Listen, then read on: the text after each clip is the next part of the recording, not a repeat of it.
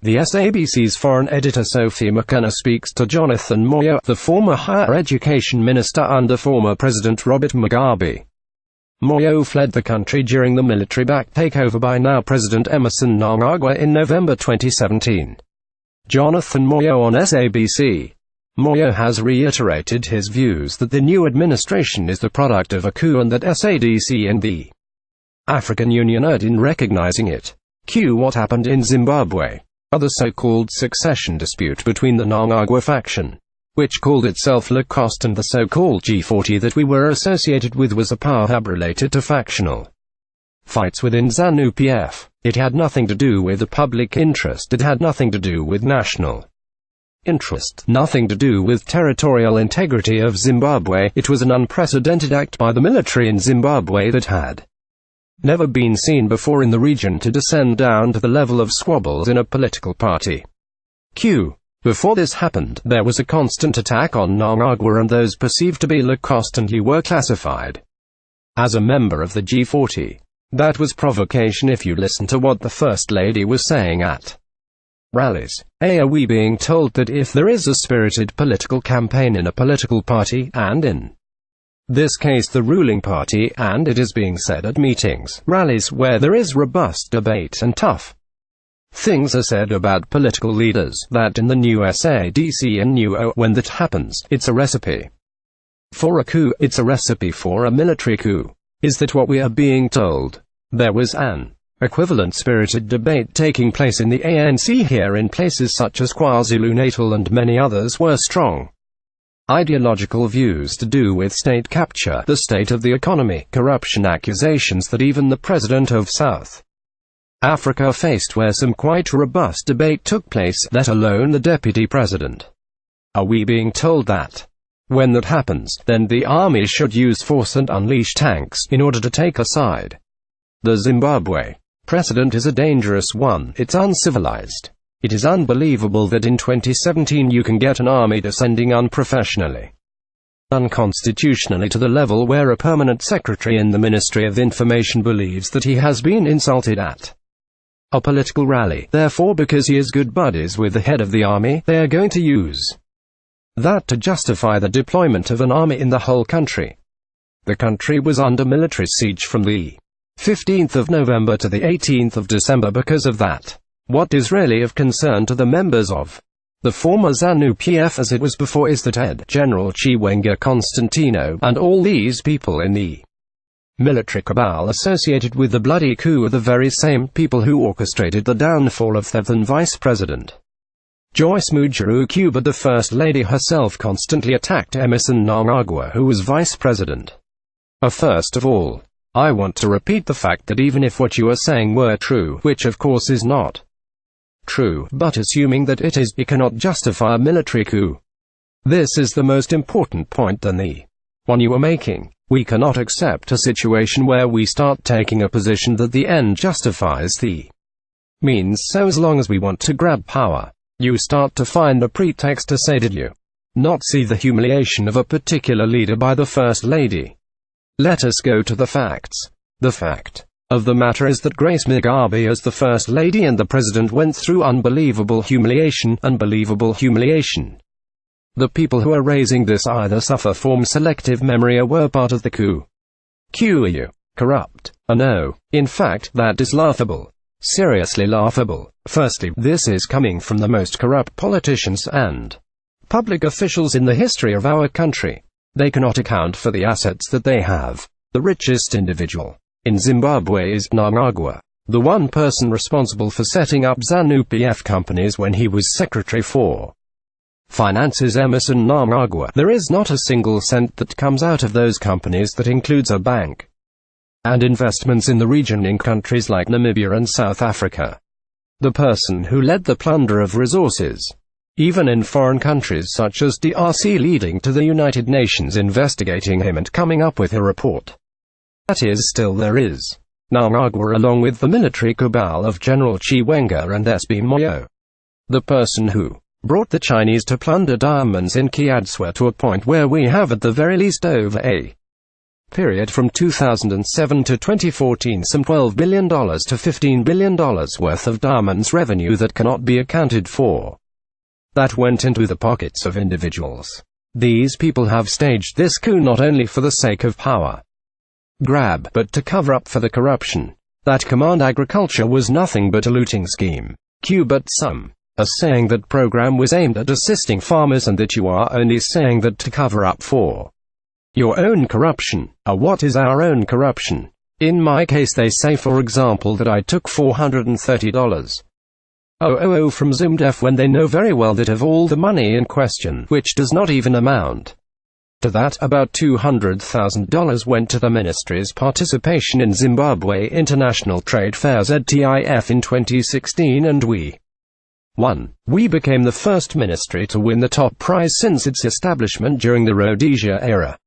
The remainder of that money supported approved ZANU-PF programs. The other $100,000 went to support a program designed to bring together government departments, schools and traditional leaders to support science education in Solitsho, one of the marginalized districts in the country and victim of Gukurahu and the atrocities committed by the same cabal.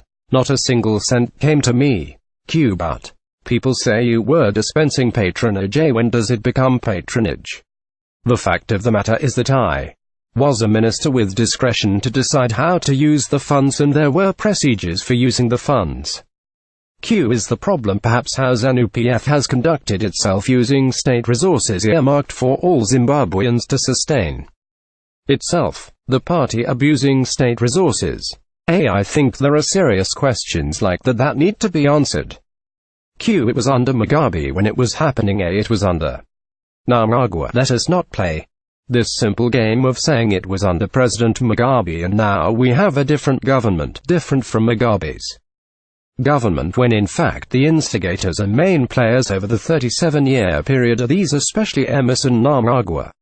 Mnangagwa cannot convince the world that he is different from Mugabe. It is going to be the worst act of treachery, the worst that the region has ever seen.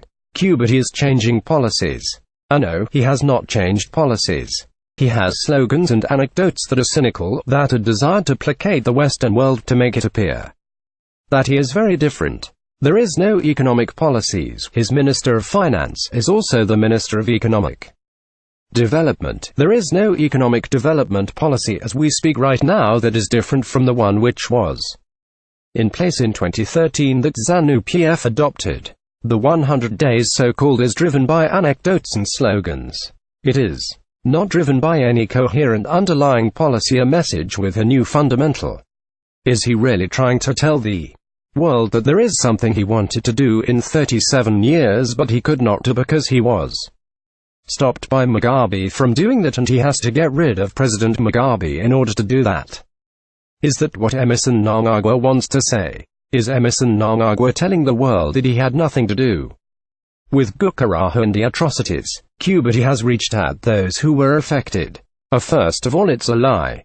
He has not done that. I was in the leadership with him in making the new Zimbabwean constitution adopted in 2013. Emmerson Mnangagwa and Patrick Chinamasa, who were the frontline voice of ZANU-PF during that process, fought very hard to ensure that the national peace and reconciliation process that is in the constitution does not have the truth. First of all, they did not want it in ZANU-PF. Emmerson Mnangagwa and Patrick Chinamasa led the opposition of Peace and Reconciliation Commission. They did not want it. They came to the Politburo. We had long contestations nights. We debated those issues. Emmerson Mnangagwa did not want that commission at all. I want to place this on record. That's number one. Number two, as a result of that, we ended up with a weakened down commission that did not include the truth. The proposal was to have a Truth and Reconciliation Commission. You cannot have peace and reconciliation when you had atrocities like Gukurahu. We must have truth-telling. Emmerson Mnangagwa and Patrick Chinamasa succeed in removing the truth component and got ZANU-PF to accept the current structure in the constitution of a peace and reconciliation only on grounds that it did not include truth. This is very important. He can't come today and say I had done this, when recent history tells a different story. Much more telling is when the former Vice President Felakazela MP Hoko was spearheading the bill which became law recently. It was spearheaded in Parliament not by Emerson Mnangagwa but by Felakazela MP Hoko. Emerson Mnangagwa and his Lacoste members of Parliament gave MP Hoko a torrid time. They did not want it. They wanted to kill it, and we ended up with a watered-down bill because of the opposition that it faced from Mnangagwa and Lacoste members of Parliament that made it clear that they did not support it. They did not hide it. They did not think there would be a coup in Zimbabwe on the 15th of November. History would have it. It has created this opportunity for Mnangagwa, which he is not able to take because he came to power via the gun and found on President Mugabe's desk a bill already passed, waiting just to be signed, and he has signed it opportunistically after fighting this. And as he signs it, 5 years has gone for the National Peace and Reconciliation Commission. It's a commission with only 10 years from August 2013. He can't associate with it. It is not going to deliver what it was meant, least not because it is now driven by the number one perpetrator of atrocities. There are allegations that you are a foreign agent. How far true is this? Are you working for foreign governments to destabilize Zimbabwe? This is a startling allegation coming from people who have used this way back even before independence. When it comes to people like Mnangagwa and General Chiwenga in particular, if you are educated and not available to them, not working for them, you are by definition a spy. You are a foreign agent. Because as far as they're concerned, patriotic ZANU-PF members support them and you work for them. If you are not, you must be an agent working for the so-called enemy. In the world of espionage, spies, VPs, and generals who sit in Joint Operations Command and know what is being planned, these are the people who sell information. They used to say that to young people joining the liberation struggle for training, coming wearing a t-shirt with a number and say that, it's your spy number, but you must be well positioned to be a spy so you can make a difference. You willing to go back to Zimbabwe? The issue is not about us reconciling with coup makers. It's about returning the country to constitutional order. The country must return to civilian rule. But how does that happen under the circumstances given that the region and the continent have accepted him and some people are moving forward? A lot of people said that about Rwanda, that there was a stable government and that people had moved on, but look carefully back and take some lessons. The fact that are we saying there is likely to be internal conflict in Zimbabwe? If the fundamental issues around the coup are not resolved, there is no doubt about that. There is a lot of bottled up tension. Is that perhaps a threat, and are you not involved in mobilizing people? I know, but I mean, look, does anyone really rethink in 2017 you can put tanks in the streets, brutalize people in the way they did, and torture members of state organs responsible for security in the President's Department, the police and the army, and get away with it? But the new government has warned against any retaliation. But he says one thing during the day, and something completely happens during the night. Everyone now knows there are serious tensions between him and the military cabal led by General Chiwenga. Very serious tensions.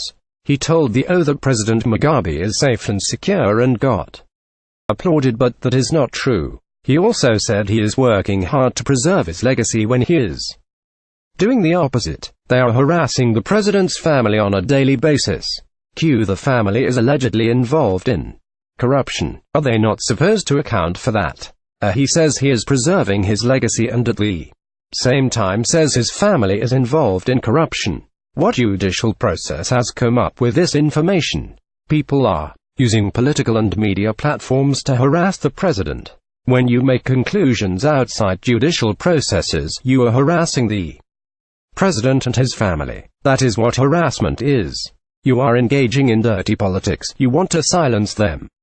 And you are instilling fear. If there is a case, a civilized constitutional government follows the judicial process. It does not follow rallies, innuendos. And Mnangagwa has been going to these countries because he is panicking. He knows more than many people know about his legitimacy, so he wants to convince these countries that I am legitimate. In the process, He is telling a lot of false stories which humiliate the president. When he left Namibia, he alleged that when he had a phone call with him, he didn't remember that he had fired him, which is preposterous. What he didn't understand was that while he was holed up somewhere wherever he was when the president made that phone call, he was not making it alone. The African Union and SADC should not base the decisions on what the coup makers say about what the people of Zimbabwe say and on what the victims of the coup say. The only legitimate way is to have a fact-finding mission. You can't have these conclusions that it was a bloodless coup and awful so forth without coming down to the ground to hear also from the victims. If, as we say in Southern Africa, if Zimbabwe did it, why can't Malawi do it? Why can't Zambia do it? Why can't Mozambique do it? Q. Have you spoken to Mugabe recently? No, I have not spoken to him recently. I would like to do that, and I can only do that when an opportunity avails itself. We are concerned about his continued harassment. Certainly I hope he is well and had peace of mind. But rationally speaking, he cannot be. How can he be well when we know that he was forced to resign, when we know that he did not voluntarily write that letter? He was threatened that if he did not sign, he was going to go the former Libyan leader Muammar Gaddafi way, that they were going to mobilize people and let them march to his residence. He was confined there, tried to engage the coup makers, but they were bent on humiliating them. So how can he be well, and that his peers were quiet when that was happening? Q. I think this is why some of them have a lot of thinking to do, and I am sure that God has been visiting their conscience, because some of what they allowed to happen will happen to them and they will regret. And you know, this whole thing to say, you say, while this was wrong, yes, it was a coup, because it was about removing Mugabe, then it's fine, doesn't work. That cannot be a civilized virtue. Just because we have issues with Mugabe does not justify a foul means. Q. But he had stayed for too long. Are you going to say if you are elected such that you say too long? Q. But people argue that the elections were not free and fair. Therefore let's have a military coup. Is that what you're prescribing?